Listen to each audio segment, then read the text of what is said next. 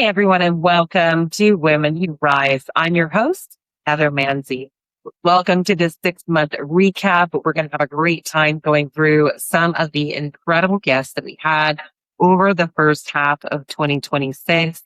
Today, I have an amazing and lovely co-host with me, Ali Kimberly. Thank you so much for having me here, Heather. What an honor it is to be here, and I'm super excited to hear from all these amazing speakers. I'm sure the audience is super excited, so why don't we get started? All right. So in your first episode, you hosted Kareem Mills, and he's known as the people's banker, bankability strategist, entrepreneur, investor, and founder of Friends Saving Lives. When you look back at this conversation, what stood out to you about Kareem's message around money, mindset, and meaningful success? Yeah, Kareem is a woman who is just so amazing at the ability to learn on the go. She is fully self-made. She is a banker, but she's also been able to figure out how to manipulate, her online media, her ability to sell to the masses, her ability to use her knowledge and create, digital products that would then be something that she can bring to other people. And she has really learned as it has happened. She's also not shy about the bumps along the way. Yeah. The fact that it's really hard to be an entrepreneur in something that's a constantly evolving art form, which is, again, selling online. So she has been amazing. She's actually had a trademark case and everything like that. She's had to abandon one company name and use a different one. But she's really not shy about teaching the rest of us that it's okay to have, bumps and starts and occasional failures as you're heading towards that success. And guess what? She's not shy about success. I really love that about Kareem because she is someone that has understood that she's allowed to be proud. She's allowed to be proud of who she is and just keep going forward. And I think that's what's amazing about having her. That's awesome. And then in episode 2, you featured Brent Gove. You guys touched a little bit on your conversation, and it went through so many different layers: full commitment, full failure, family, faith, and the discipline to design a life by calendar instead of by emotion, building a life by design instead of, what's given. When you look back at that episode as a whole, what really stands out and rises to the surface for you?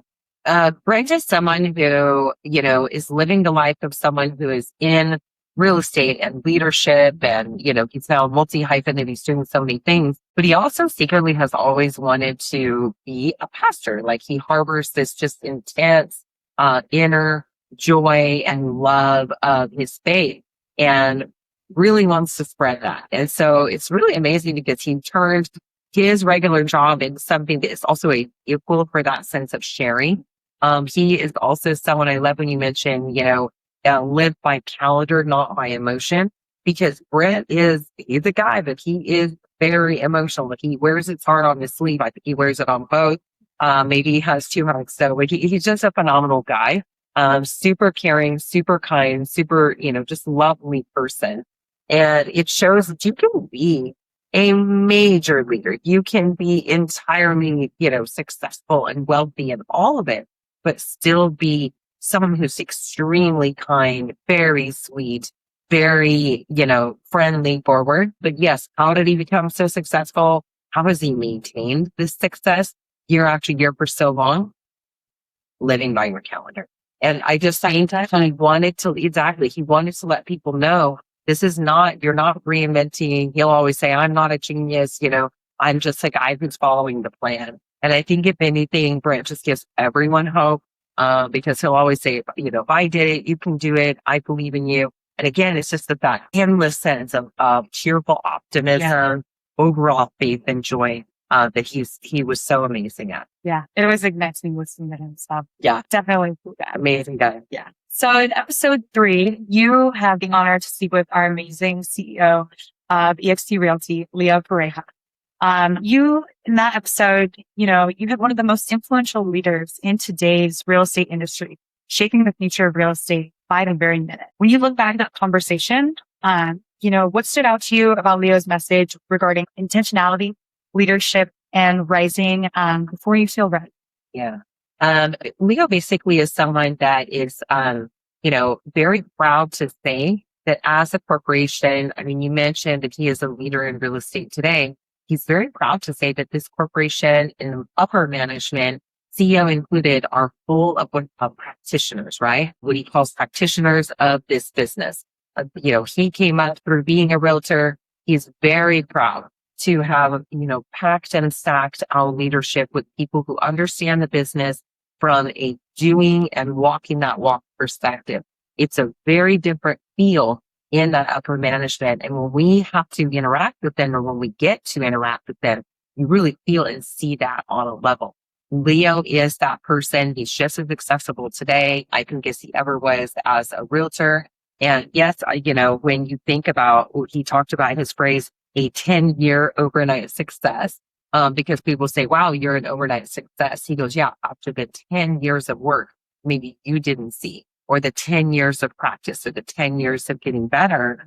And I loved his reminder that no one is really qualified before they step into that next version of themselves. So when he talks around intentionality and leadership, I mean, Leo is a gentleman as well, but he did Landmarks Forum. He did Landmark Education Corporation, back in the, I think late 90s. I did it in the early 90s. So he's someone that has understood from a really long time ago and from his parents that you really need to work on yourself in order to then be that version of yourself, to throw that forward and be able to go forward and create greatness in your life.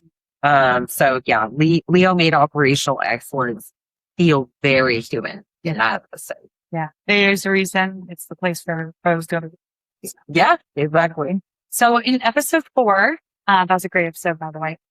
You featured Debrina Jackson Gandy, and when you sat down with her, the conversation moved from success and achievement into success with joy and energy and alignment, and sacred self-care, which is really important. So what do you think this episode offered women who are trying to rise without losing themselves in the process? Yeah. Debrina. So I've had the pleasure of knowing Debrina for the better part of a decade. We served on boards of different colleges at the pleasure of the governor in the state of Washington. And as trustees, we were able to use our voice and anything we had that we could bring to bear on helping give and provide and speak for the colleges that we were governing, to be able to have better services for their students and all this. So I think both of us understood from a long time ago that if you have a voice, you need to use it to help others. Well, Debrina figured out a long time ago that her voice could empower others. And it's something she could actually create a sea change in another person's perspective. And in fact, that her own perspective was something very unique and very special. Her way of being able to see the world, to see other people, to be able to envision them differently, and then to be able to help them envision something different for themselves. This was incredible, a real gift that she was smart enough to recognize very early on in her life. And so when you're around Debrina, you're around joy in the form of leadership. It's really true. She is someone, and like you said, you had enjoyed the episode, whether you hear her or you see her speak. Yes, who she is infectious. And I agree with that. So she really gifted the audience with how can you just emanate the thing that it is you want to see created in the world? And then how can you just exude and help others be able to create that? And she does it through a variety of teachings that she does. But you are always left wanting more, and yet with so much that you gain from any interaction with Debrina. That's such a rewarding interaction there. Yeah. And while we're talking about power players, moving on to episode 5, you interviewed Dawn Yoakum. And when that interview and that conversation, you brought together elite athletic discipline as well as business longevity systems. How would you tie, athletics and being a disciplined athlete and having that regime, as well as tying that in with working systems that help your business flow? Yeah. Don is a consummate professional. He is, very calm. You would not know the man is just an absolutely disciplined individual when you first meet him, because he's, very calm, very kind. and you don't understand that you're staring at, a well-oiled machine of a person that has figured out how to, carve out the best in a business, how to tweak the smallest of systems for the best outcome. He is at his most a thinker, a very deep thinker. And he is a fascinating person to get to learn from. This is a person who has learned from a young age, discipline can get you a lot of places. As like you mentioned, he was an Olympic windsurfing athlete. To this day, he's highly athletic, amazing, biking mountains and stuff, making it look easy with his son. And at the same time, he is a taskmaster. He can crack through hours, and he can make anyone in his presence feel so welcome, like he's got all the time in the world for you. And this is a man who's really, I think, stretched thin, but he juggles, he established 30 Keller Williams. He juggles, hundreds of people in his downline, but he is a giver. He is someone very, very process led. And his gift, I think, is his ability to analyze and really help people learn from his systems, from his discipline, from his very easygoing manner. And again, it's someone really successful, very, very type A, operating at a high level, but so calm and just enjoyable to be around. You never know it. Yeah. And Dawn, if anything, will make us all feel like, okay, I better get to work because that man is rolling up his sleeves every day. Right. And we always say it's not rocket science. It's just systems and discipline. Exactly. And going right into Jean Frederick's episode, you guys discussed a lot about systems. Yeah. She brought forward, such practical views of growth, focusing on one thing, building systems, setting clear standards, and creating the kind of team belief where every month is December. What do you think is most important for listeners there to understand about consistency and leadership? And I'd love to hear about that. You kind of emphasize a little bit more on every month is December. Yeah, absolutely. So, the Every Month is December story, how one record-breaking month became the model for year-round focus. That was really incredible because basically, Jean is one of the top leaders or founders of EXP, a brokerage that's been around for about 15 years now and is growing at a really rapid rate. He is, everyone loves this man. He just wrote a book. It was so fun to have him on to launch it. And he told the story of how they exceeded all expectations in the month of December. And then they said, okay, guys, now every month needs to be December. Because if you so scaled above and outperformed your previous ability, then now you have to understand you're there. You've crossed into that threshold. You're capable. And now you can say every month it's December. Let's just go forward and recreate that reality. Because what was it that drove you and that allowed you to show yourself up like that? It also goes to that idea of self-competition as opposed to competing with others. Because I believe self-competition is the healthiest form of competition. And I also love the way you talked about energy. So not just time. He actually built his whole schedule around when he knew he was naturally at his best. So for him, if it wasn't, maybe calls in the morning, maybe it was calls in the afternoon or whatever that was, because if he knew that he had to produce certain results at certain times of the day, he understood that he needed to kind of hack his own system and figure out what that would be. And then be systematic. Once you figure that out, so maybe if it was 3 p.m. for him doing a certain task, once you figure that out, you got to do it systematically. You're only as good as the repetition of something that's working well for you. Yeah, very much so. Yeah. Systems are only as good as you use them. And it's all about implementation. So I think that's really great. Yeah. And now, in order to make it rain, we should talk about Catherine Rain. Yeah. In that episode, you guys moved through so many personal and practical layers, being discovered by someone who saw her talent, building confidence through preparation, learning to recover from rejection, creating a brand so consistent that people immediately think of her when thinking of Miami luxury real estate. So when you had that conversation, what do you think her rise was so instructive for women building their own business? Yeah. So Catherine, she has really figured out several things. She came from Hollywood, which is amazing.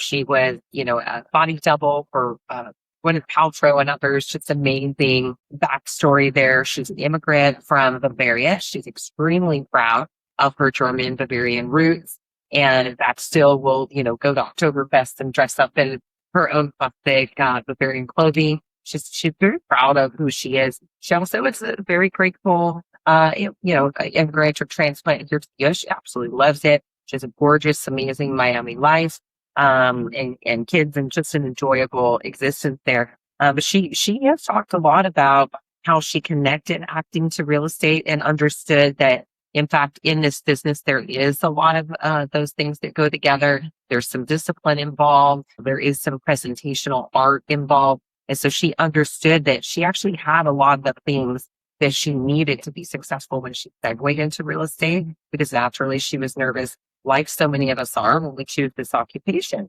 And then she talked a lot about, preparation trumps knowledge.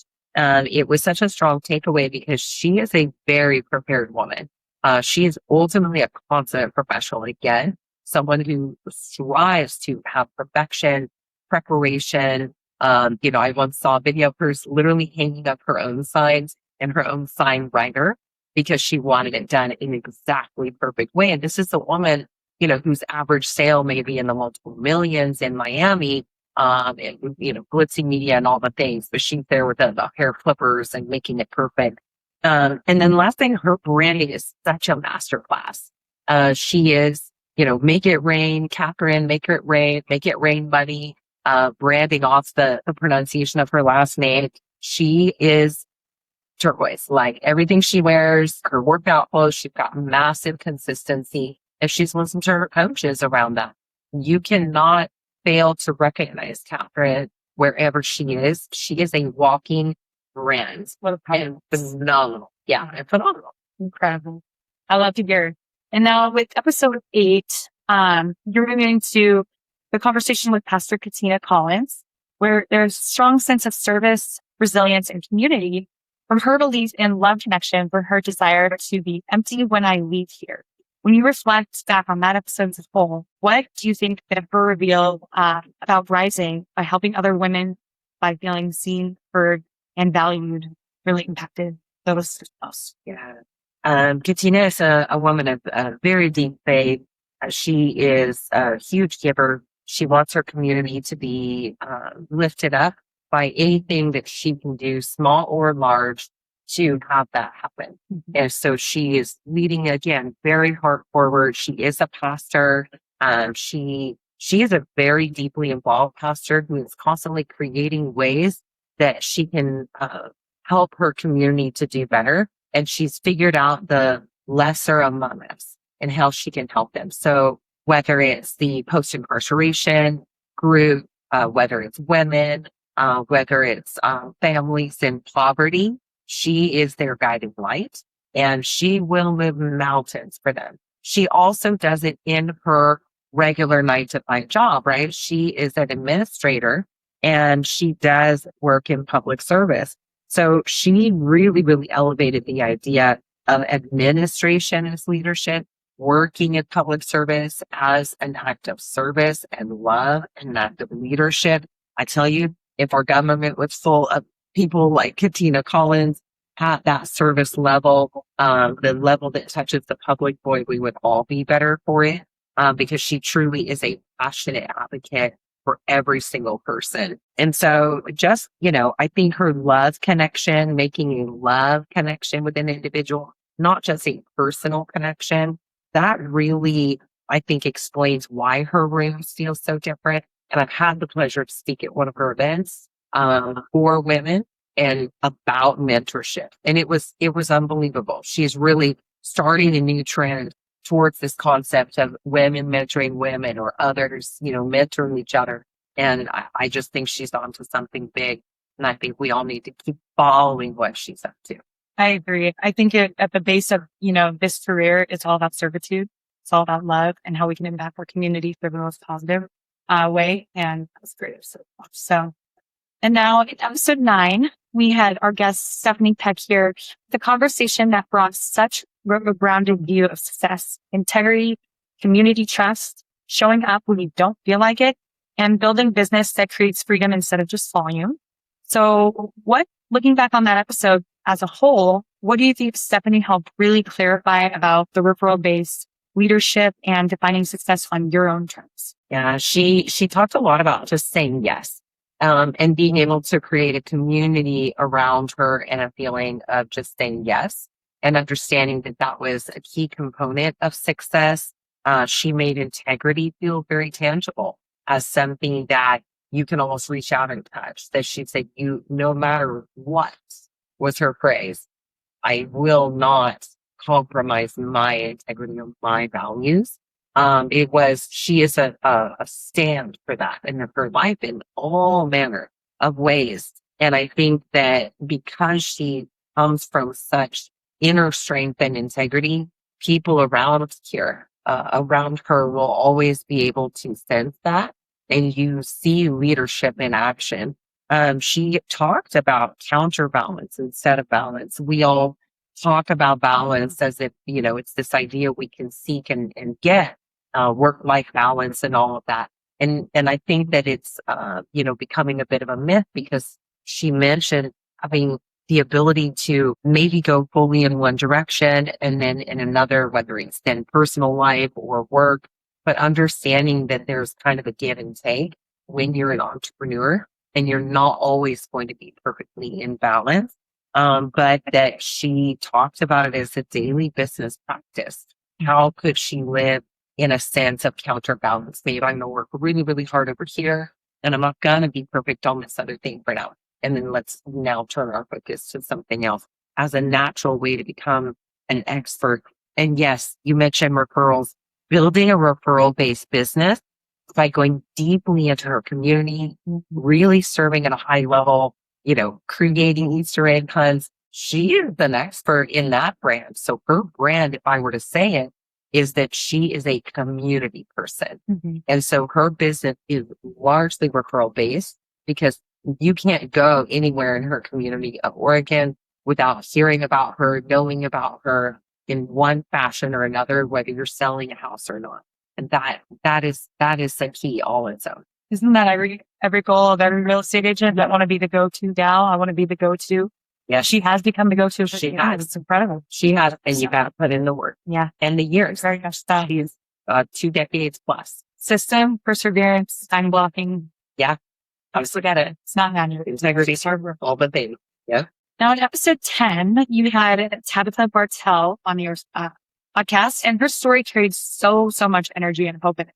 From growing up with real adversity to building a $300 million business, leading a large team, teaching others to control their attitude and efforts. When you look back at that conversation as a whole, what did Tabitha remind you most about mindset, sacrifice, and believing in your own capacity? Yeah. So, Tabitha has an infectious energy about her. She has 2 other partners and they lead a very robust team.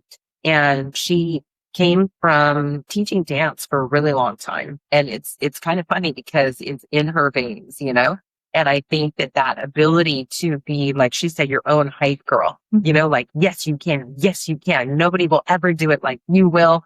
It's never been done like that before. It's going to be amazing. You can do this. She ended our episode just saying that repeatedly in her own way. And you could hear that if you can say that to yourself regularly, and we would know now that brain science that this is true, your brain will listen and it will give you back a version of yourself, which is in fact hyped up. And she said, don't look always outside yourself, be your own hype girl, which I thought was fantastic. And she said, look, if not you, then who? She used this phrase to have herself, fearlessly step. And as she said, very fearfully step from one iteration of herself to another. If not you, then who? No one's ever going to do it like you're going to do it. Just go for it, right? You've got this, right? Go for it. And she is someone who that is her attitude and how she comports herself. And she also reminded us that attitude and effort are always within our control, even when almost nothing else is. So her attitude was, gold star, top 5, stellar, dancing queen. And that's allowing her to have the success that she's having in her life. And she reminds us, you can control that. That's all you. Very much so. Yeah. We all have the same 24 hours in a day. Yeah. But you control your attitude and you control your efforts. So if you have an attitude of gratitude and just work hard, then the world is your oyster. Absolutely. So in episode 11, we featured Ruby Williams. And that was brought forth such a compassionate and modern lens to the habit change from alcohol, stress, identity to sleep, future self-worth, the joy of missing out. So as you reflect on that conversation, what do you think that Ruby offered women who are ready to break old patterns and rise into that new, healthier, better, more empowered version of themselves? Yeah. Ruby basically made this whole conversation around alcohol as a society, change as, a powerful, like a power move, really, I think, enlightening. She came from a family that was steeped deep in the reverence of wine, and Napa Valley grew up with it, around it, just literally still to this day lives in one of the most wine-centric, places on the planet, where it's just, there's a ton of pride around it and culture as well. But she made it very good. Like, her question was, is my life good enough? Or is this habit keeping me from my full potential? Mm-hmm. As opposed to this idea that, this beverage or whatever it is somehow without it, I'll miss out. Mm-hmm. She talked about FOMO versus JOMO. And she, instead of the fear of missing out, she talked about the joy of missing out. Are you missing out on, how joyous are you to miss out on hangovers and late nights and exhaustion at work or whatever that is, or weight that you don't want to gain, or brain fog, etc. And, we know we're living in a society that's greatly affected by habits that have gotten a little too easy, and I think it can be toxic, right, for the person that's having to live in that environment if you don't necessarily want to participate at the level everybody else may. And so I love the way she explained alcohol as the big domino, because once that shifted for her, everything else shifted. And so her sleep, energy, confidence, health, and purpose, they all started moving forward simultaneously. And I think this is incredible from a biographer standpoint of that as well. I can just say I'm all about health, longevity, and health span. Lifespan is no longer just the main conversation. So for me, I'm looking to optimize my health every day. And the energy you get from that when you are focused in that direction, and food is not just a passing fancy or entertainment, it's fuel and, vitamins and knowledge for your body, information that it can use to make you stronger, whatever, make you live longer. It is a really different conversation. Ruby is a true joy. And I recommend it to everyone on the podcast. Call her. She is amazing. And she is who everyone will benefit from her coaching. Mm-hmm. Yeah, no, that was an incredible episode. And I think the FOMO versus JOMO blew my mind, because even FOMO, I know I've heard, we all had a fear of missing out, but FOMO is for losers, Just do what you want. Live for you, Yeah. So, and now in episode 12, we have Wendy Forsythe. And on that conversation, you guys connected on success, alignment, leverage, and leadership in such a practical way.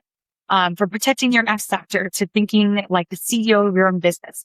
Now, when you reflect on that episode as a whole, what do you think Wendy helped women understand about building success without losing their joy? Yeah, she talks about community as leverage, not just support.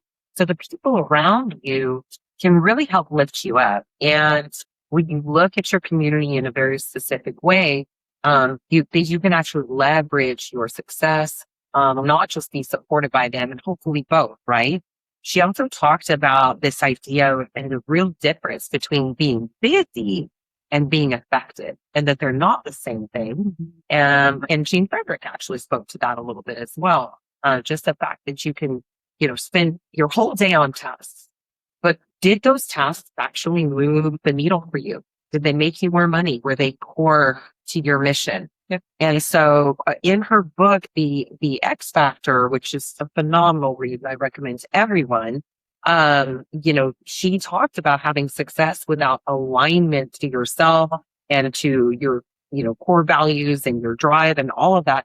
It can stifle your joy, your brilliance, and the very X factor, those factors inside of you that make you unique, special, and talented, and all those things that helped you rise in the first place. So be cautious to strategize around who you are such that you can continue to be successful, rise as high as you can rise, and then surround yourself with a community that can leverage you, help you, lift you up, and do all the things that make it possible. There was one last phrase, but there's a devil at every level. It really stayed with me because it captures how achievement can create new pressures on you if you're not staying aligned with what it is you were trying to create in the first place, what mission you were trying to have. And in fact, many companies will fail right when they suddenly have explosive growth is because you need to look, are we aligned to our core mission, our core values, the things that make us special and great, or are we just producing 1,000 more, things to turn and burn out into the world? I mean, we can see that all the time in daily life that when people, they have a goal of building something good and big and exciting. And when they realize that they're on a path to it, that they'll self-sabotage. Yes. So, knowing that intentionality and leverage and knowing that your community around you, it's all about who you know, not necessarily what you know, because who you know will lead you to knowing what you need to. Yeah, I love that. In the episode 14, we had Ramona Locken on, and your conversation with her was one of the most tender and most human conversations that we've had of this season. Centered on grief, love, Jesse's legacy, and the courage to find meaning without trying to minimize the loss. So with that conversation, when you reflect on that as a whole, what do you feel Ramona helped us understand about rising after life changes in a way that you would have never chosen? Ramona is a very special, incredible woman who has had, the worst imaginable circumstance occur. Her beloved older son, Jesse, passed away very unexpectedly, literally 8 months to the day prior to filming that episode. And her willingness and grace in being able to speak about that, being willing to speak about that to our audience, because she and I talked about it previously when I requested it, and we both knew and understood that she's not alone in this. That unfortunately, people deal with loss, that there are other mothers that have had losses, and her, just her selflessness in being willing to talk about this on camera, I think is one of the most telling things if you want to know what kind of person Ramona Locken is. But in addition, as a mom, she was also a trained counselor in certain things, and she had and actually went into additional grief counseling training so that she became not just the mom and the grandma she's always been, she became also the grief counselor to her family, and very intentionally. And it has given her, it empowering, and I think certainly one of the hardest things I could imagine, but also it gave her momentum and the ability to carve out something to do and a need that was needed by her family in order that she could process her own grief over time and feel of use. So I think ultimately she understood if she could be of use, if she could make the process any easier for her son's children or his widow or any of that, then she could make a difference that was positive.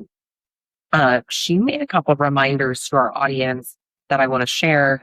And she said, remember that grief is attached to deep love, and that, it is simply recognizing each time you break down in tears or whatever it is, that is love.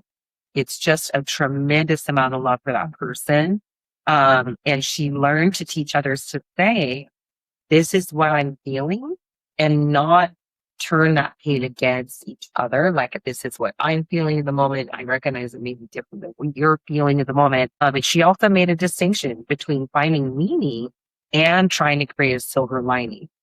Because there is no silver lining in that kind of loss, but there can be purpose in helping someone else survive theirs. Mhm. I think when I was back on that episode, the word selfless really comes to mind.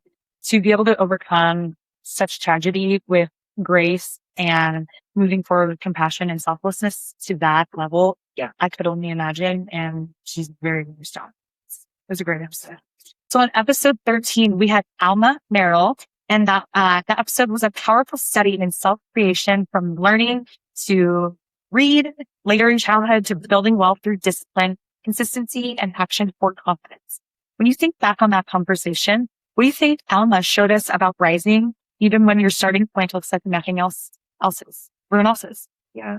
So Alma's story about being self-taught as a reader, being heavily sheltered as a child in a deeply religious family, with some substance abuse and other things. The fact that he read his first word at age 12, self-taught on an HX cleanser bottle in his kitchen, and realized in that moment, like he said to himself, no one's going to do this for you. When he went to take his real estate exam at 21 or 23, it was the first time he'd ever walked into an exam room in his life. He simply had no education. And this man has had multiple $1 million years. He is a highly successful agent and podcaster. He's a wonderful coach to realtors. And he had a couple things to say about, he says his belief is that consistency is the greatest tool in the toolbox.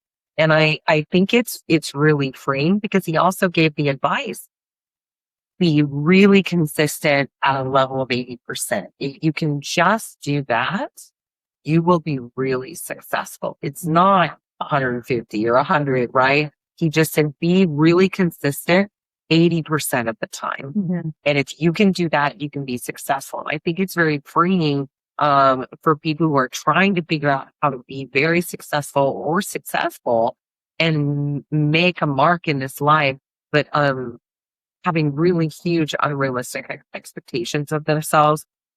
He also said, you become successful by keeping the promises that you make to yourself. Mm-hmm. That actually felt like the heart of the entire conversation, because this is the guy who had lived with broken promises all his life, that had no opportunities outside of the home, and inside of it was chaos.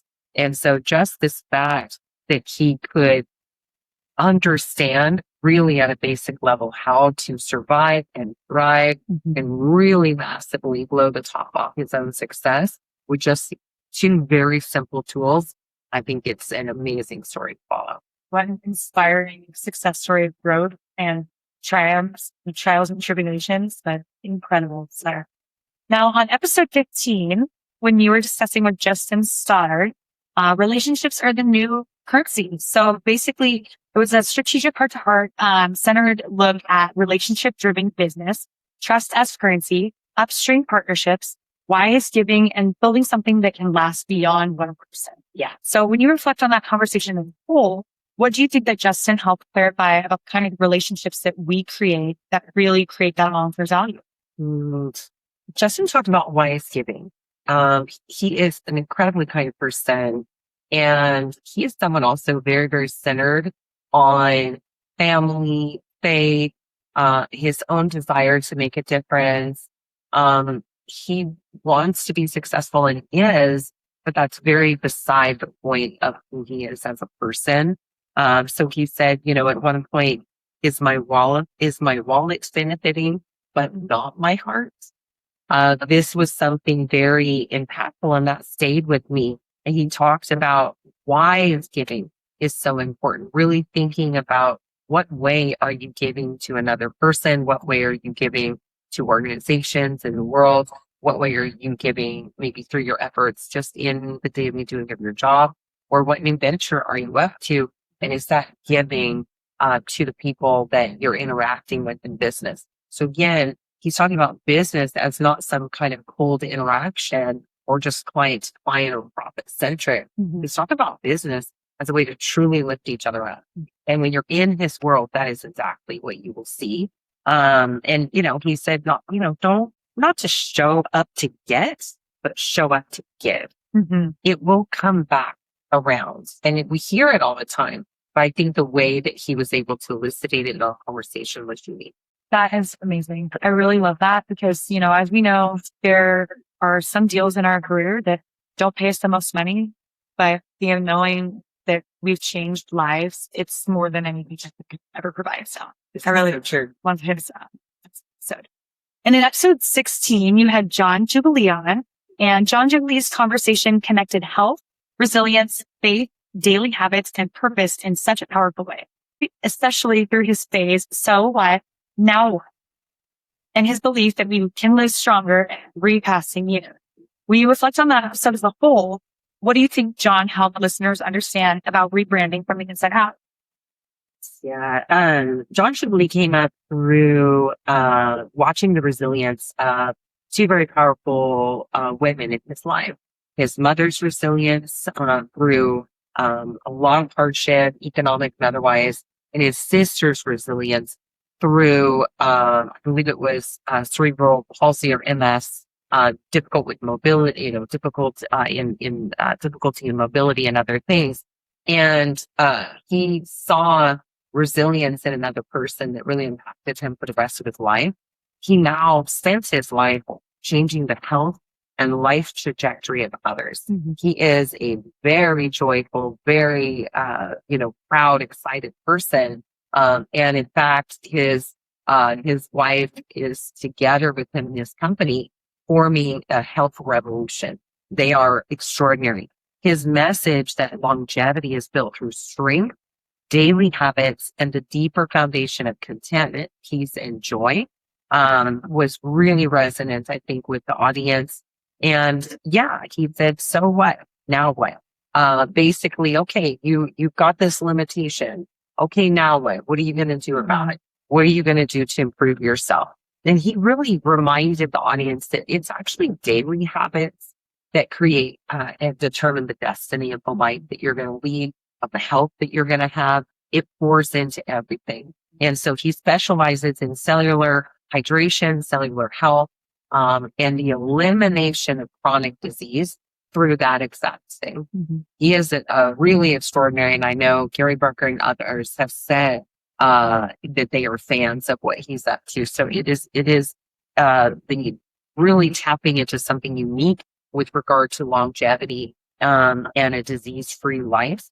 And yeah, again, his emphasis on contentment, peace, and joy as a component of true health, I think not only follows brain science, but it follows pure common sense. Correct. And I think it's pretty obvious, habits, they can either make us or break us. So that's a good stuff. Absolutely. Now on episode 17 with Livia Traru, in that conversation, there was a vivid example of courage and consistency. From leaving Romania with $400 to burning the boats and building life through video, turning visibility into a thriving real estate business. When you reflect on that episode as a whole, what do you think Livia helped listeners understand about showing up before you feel ready to? She said at one point a question to herself that really changed her trajectory in that moment. And she kept thinking, segueing into real estate, she would always ask herself, when should I leave my job, my day job, right? And this is a question a lot of realtors have. When should I leave my day job? And instead she realized one day, wait a minute, when should I start living my dream? Not when should I leave this job, but when will I really start living my dream? It caused her a mental pivot, and it caused her to put both feet in firmly into her new dream instead of keeping one foot out all the time as some security fallback to her job. Her content journey was such a masterclass in consistency. She did over 700 videos over I believe it was a 2-year period of time before she had a breakthrough and was able to carve out a clear niche that turned into visibility with touring new homes and having a very specific way about her that started just exploding and now creating, 50 customers a month for her, such that she ended up creating a team. Yeah. So Lydia, and again, a woman who really had to fight through several things in her early life and in her journey to this country in order to figure out how to create success. She absolutely created success. It did not follow her. She did not fall into it. Yeah. That's incredible. Yeah. And I think it just comes down to perspective, especially when should I leave? Turning that to when should I live? Should I look for me? Yes. You know, I love amazing stuff. Yeah. Now in episode 18, we had Corinne Difflibus. Episode brought together resilience, discipline, prospecting, servant leadership, and the belief that we can build something truly infinite when we stop limiting ourselves. When you reflect on that conversation and look back, what do you think Corinne helped listeners understand about creating opportunities and instead of just waiting for them? Got to go out and get it. Exactly. So Corinne's story reminded me that sometimes the identity we build in adversity becomes the very strength that we later use to lead. It's what we need, that fortitude, to be able to keep the wind in our sails when everything's falling down, when nothing's working, when we're not understanding our plan anymore, and we're kind of losing track. It's the fortitude that got forged in hard times. You look at our recent few years in real estate, more than half of the industry essentially has cleared itself out. And that's lenders, real estate agents, we've really thinned out. But the thing is, the agents who are still here, the lenders who are still here know how to work in hard times. You will really be able to blossom in boom times, or in better times. She had a be infinite message that I felt was so powerful because it wasn't just about real estate. It was about helping people remove limits from how they see themselves. And she does continue to help people do that to this day. She also had an intense habit stack. And I thought it was a clear example of discipline with boundaries because she was also very clear. When she's at work, she's a beast. She's working. She's amazing. When she's not at work, she lives her life. Profoundly, powerfully. Yeah. It's amazing. Yeah. And then, it goes to show that this job can be so rewarding and it's not necessarily a balance, a work-life balance. It's a dance and we get to enjoy the benefits from it and how beautiful it can be. Yes. So now in episode 19 with Carrie Sauvé, in that episode, it brought such a bold and timely perspective on AI, really perfect timing for it. Yes. Automation, entrepreneurship, and the future of women building businesses in this new economy. When you reflect on that conversation as a whole, what do you think Carrie helped clarify about the difference between working harder and building something that can really create freedom? Ooh, Carrie, I have blast interviewing Carrie. I am an early adopter of AI. Maybe I feel like I'm late to most parties, but this one I just jumped on wholesale. First ChatGPT, and then I jumped into Gemini last fall. I use it. It's just literally one of my partners in crime. I'm doing it all the time. I'm using it for everything from scheduling a vacation among 7 countries to, making sure that my language in an email is the best way, the best it could be. Obviously, we are not going to replace ourselves. We need not to do that. We need to still be the intelligent driver of the car. AI is just a massive vehicle for us. And Carrie's statement that we either build AI infrastructure in our lives as realtors and business people, or we will end up working for it, was one of the boldest and most important wake-up calls that I think I've heard.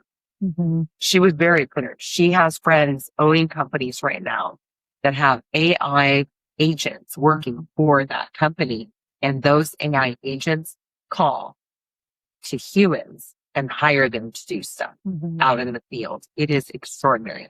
So you either will have AI agents working for you or you will become an employee of an AI agent and do what it tells you to do. That is very interesting. And it's realizing this is so much faster than anyone could ever have imagined that this is happening and this how effective it is. But she also reframed AI not as a replacement for relationships, but as a way to remove the busy work actually. So that people, you and I, can go have better work-life balance, a better, less of the busy work that we maybe don't enjoy doing, but that we can simply check in and go, okay, this is done, this is done, this is done, to remove tasks from us. And then Carrie made entrepreneurship also feel refreshingly honest, not polished, because ultimately she is an entrepreneur. She is a trendsetter. She's out there making waves as someone that's working with AI very early, and she's having great success and teaching it. So she talked about entrepreneurship as not polished perfection, but building, breaking, learning, crying, laughing, and continuing anyway. Did Michael Jordan do all those things when you got to the NBA, right? Exactly. I mean, essentially, yeah, it's incredible. Lots of good. Now, in episode 20 of Unforgettable, their conversation brought together in reinvention, faith, luxury with parts, and the courage to build a new chapter after life changes unexpectedly. When you reflect and look back on that episode, what do you think Kelly helped listeners understand about turning redirection into purpose? You know, she talked about an unexpected divorce after 35 years of marriage and how she chose to see that season not as victimhood, but as an opportunity for growth. She kind of set the tone for who she was and who she is now in life. You know, again, we're talking about one of the early founders of EXP. She's got absolute, giant success under her. And she taught her story as really a beautiful reminder that reinvention can begin in a season that we never would have chosen. And it was something that she was able to give herself massive growth. I loved her phrase luxury with hearts because it reframed this idea of like luxury realtor work. And instead of selling sunset, you know, it's more of it becoming about service, care, courage, kindness. Bringing the heart back into Exactly. Yes, exactly. Adding value from a very heart-centric way. And so her heart, by the way, for single women was also powerful because she knows what it feels like to make major life decisions on her own. She wants other women to know how to do this and to be able to experience life as empowered individuals and never feeling at the heel of another person. Yeah, it's incredible. You can react or reinvent. And she reinvented. Yeah. Now, on episode 21 with Michael Hellickson, your conversation brought such forth a direct and practical lens to habits, systems, discipline, delegation, and family-centered success. Now, when you reflect and look back on that episode, what do you think Michael helped clarify that building a business that creates freedom without costing you the people that value and love and matter to you the most? Yeah, I was very excited to have Michael because when I saw him speak in front of 1,000+ people at an event earlier this year, he literally blew the mind of everyone in the room. He said, you need to build the schedule that will earn you the freedom, not try to live the schedule of people who already have it. You're not there yet. Stop acting like it. He literally said, basically hollered out to every team owner, brokerage owner in the room and said, is your bottom line what you want it to be? Are you at the earning that you want right now? Mm-hmm. They put your hand down, you're not. Are you still in production? And everyone just went, oh my God. And he said, look, if you are not selling houses yourself and you're not at the bottom line you want to be, stop torturing yourself. Go work double, right? Go get out there. If you want a business, great. But if it's not doing it for you right now, you need to realize your core business is still being in production. Stop trying to overthink it. And then his other thing was, habits dictate outcomes. Habits. This is a habit-centric man. Habits dictate the outcomes. He was the core of the entire episode. And he really said, he had a schedule. This is the number one realtor in the world. I think 3 or 4 times over. It's insane what success he was able to create for himself. And he created with habits. His days start at 7:30. He was, starting calling by 8 a.m. And it did not matter. And if an $11 million customer called and says, I need to meet you at, 10 a.m. this morning, he would say, sir, I'll meet you at 1, because nothing was going to interfere with the habit of making his outbound calls from 8 a.m. until noon that day. And he just Yeah, he's the guy who puts 50 signs at every open house and shows up 2 hours early to prospect the neighborhood. And in fact, makes phone calls the day before for several hours to make it more successful. The man is successful and uses habits as just this incredible tool for success and can reliably create success, not just for him, but for everyone in his orbit that will listen and just do the thing. Yeah. Don't overthink it.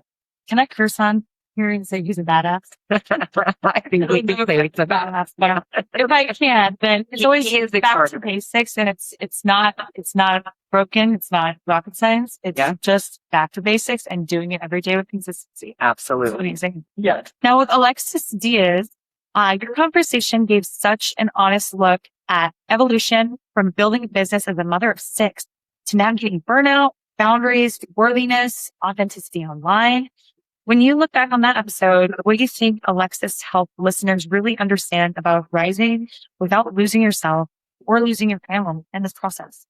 I really love speaking with Alexis because she's one of these impactful younger women. Like she's 30 and under, 35 and under, and literally a mother of 6 and just has so much going on.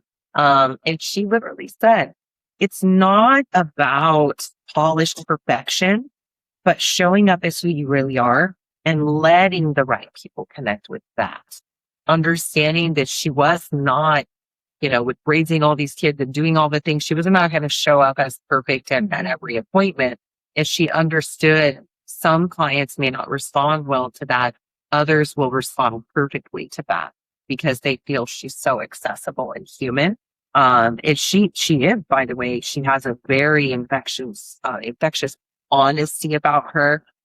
She talked about building in robot mode because so many high achieving women can look successful on the outside, but they're quietly running on exhaustion. And she literally would say, like, I would go through my day like a robot. You can't expect to get that kind of success while balancing that kind of family without having some hard days. She embraced the hard. She understood it was going to suck.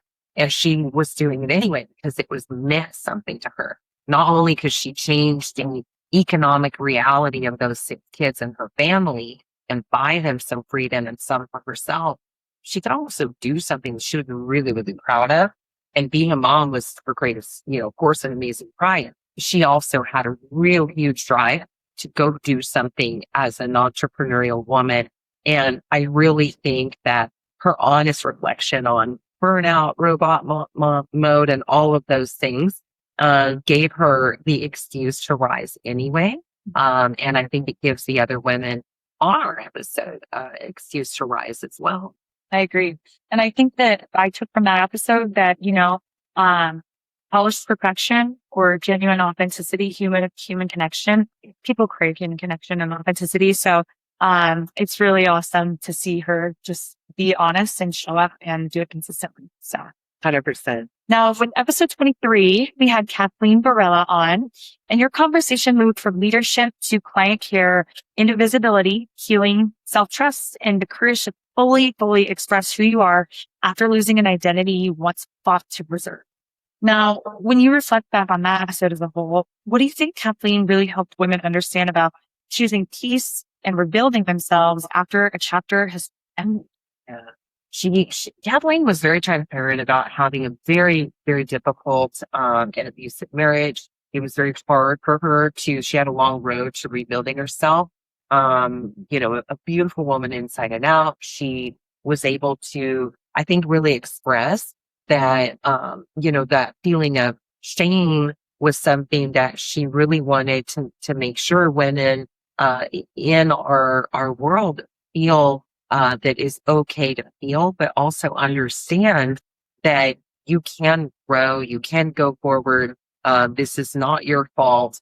You are still a valid, valuable individual, and that you have every right to a joyous life. And she really has created not just a joyous life, but a very giving one, a very compassionate one, because she stands up compassion for other women or people who are going through this kind of thing. And she wanted people to know you can look out into the world and see that the people you interact with, they can be safe around you. And Kathleen ultimately creates a safe space around her. And when she said, once they're in my world, they're my people, it really captivated, I think, our audience to understand that this is a person who acknowledges that hard times can make you such a better person in terms of the gifts you bring for others. And so she also says she finally felt safe enough to speak her truth. And so even just coming on the episode, speaking on stages about these kind of events in her life and how as an entrepreneur and a salesperson, she was able to survive and thrive. This is her hope is to help others through this process. And I think it's the ultimate testament to the true leadership and strength that she exudes. Mm-hmm. Yeah, no, I think that's amazing. I love that. Once they're in my world, they're my people. I always thought like, better to have an army of friends than an army of enemies. Yeah. So once you're in my world, you're my person, and it's so good just acting out of love and serving with love. Yeah. Serving through love. Yes. So now on episode 24 with Robert Calello, your conversation connected relationship-driven success, uncompromising standards, leadership by example, and the resilience to rebuild after addiction and bankruptcy. When you reflect on that episode as a whole, what do you think Robert helped listeners understand about turning consistency and adversity into a successful business and a life that can last? The fact that, again, you have another person that's being transparent about difficulties in their own life and how they were able to learn from it and build even better going forward. I think there's a lot of people who have a mindset of, I'm in this difficulty, coming out the other side of it, life is going to always be hard or harder than maybe in my addiction or whatever that is. And in fact, these people are proved that, you can come through these difficult circumstances, come out the other side and in fact be better for all of it and live a life that was better than anything you could have imagined in that process. He talked about, the reminder, just business reminders that a referral is not simply a lead. It's actually someone handing you their business, their reputation, their authority to make that handoff. You need to run with that in a very powerful way. He talked about prospecting as not some, doldrums of the day. He talked about it as bringing oxygen into the business and a fundamental task. You are bringing new life into your business when you are prospecting. It is the breath of the business. And then he also talked about become something that you can use, take what is hard in your life. Don't waste your pain. Use it as something you can lead with later in life. You really don't realize that the trials and tribulations that you may be going through now or earlier in life, or perhaps in your future, are ways that you can help others. And I personally also thought his professionalism was just amazing. He would go and meet with a client and say, look, I'm the pilot of the plane. I'll be interacting with you now, but we will be having work with my staff going forward because you need me to take the most important part of this transaction. Mm-hmm. You need me to be driving. And so you're going to have other people that are going to be helping you, but not just letting that happen, but actually explaining it in, I think, a very, very good visual way for his clients that they can understand that, in fact, it's because they are so important to him that he will be serving them at certain levels and not at others. Yeah. It comes down to you can let it happen to you or you can take control of it. Yes. And figure out how you're going to move forward from that. Yeah. Now, on episode 25, we had Wendy Goss on, and that was a great episode. Your conversation really challenged the idea that growth requires becoming more polished, more luxurious, or less like yourself. When you reflect on that episode as a whole, what do you think Wendy really helped listeners understand about pairing authentic, true self-expression with the strategy and work ethic really required to rise and succeed? So Wendy was in Vegas. She, if you hear her speak, she is just full of energy, just literally a bundle of energy. She's amazing, brilliant, by the way, incredible at everything she does. She's, was a luxury realtor. She's now coaching. She's retired her husband. They're now RVing across the U.S. It's unbelievable. She's built a downline in EXP, but she really started as an agent who started looking at the service level and the break entry into luxury. And she wanted to break into the luxury market, but didn't really feel fit for purpose, judged herself a lot, wasn't sure she'd be okay, but decided anyway she would go for it. And she realized that she didn't necessarily have the look or anything else. She got cowboy boots and a big Jeep and all these things. And she tried to show up as something else and realized it was just a wrong fit.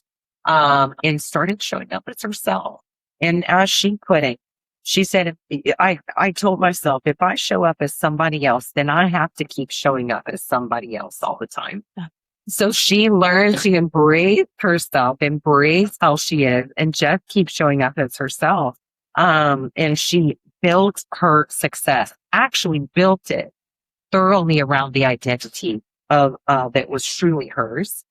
She also said, you don't have to feel ready or look the part before you begin. Sometimes you simply walk into the room and let the experience prove that you belong. Mm-hmm. The fact that you're there, the fact that you have the guts to put yourself there, not feeling ready, not feeling sure you could do it, is in fact proof that you belong there. Mm-hmm. And she started interacting with sellers who had, it had expired listings and it hadn't worked what they did before. And she showed up in her boots in her truck and just said, well, I think I can do something different. And she did. And in fact, she was so successful. She basically worked herself right out of the job. She has, she no longer sells luxury homes. She has an organization, and teaches it to other people. But she also talked about, luxury is a strategy, not a look. Mm-hmm. If you show up looking great with no strategy, what are you really doing for that client? So Wendy is full of that kind of wisdom, but I love her bravery to step way outside her comfort zone and then find out that in fact your comfort zone was the thing. Yeah, they need it. Darn right.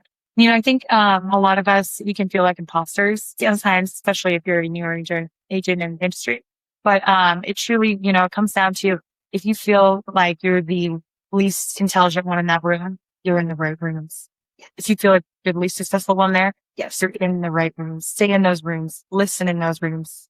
Take everything you can to those rooms. I love it. Absolutely. So I want to thank my co-host, Ali. Thank you so much for helping MC this episode. Having me. It was a pleasure. I am so happy to be here. It was definitely a wonderful experience to hear all the amazing speakers and all the great force. Yeah, 100%. Well, thank you to our audience. As always, please like and subscribe. Make sure to click on our episodes for our episode guide and all the things that we do to provide more value so that you can thrive and rise in your own lives. Again, I'm Heather Mansy with Women Who Rise, together with Ali Kimberly, and thank you for watching.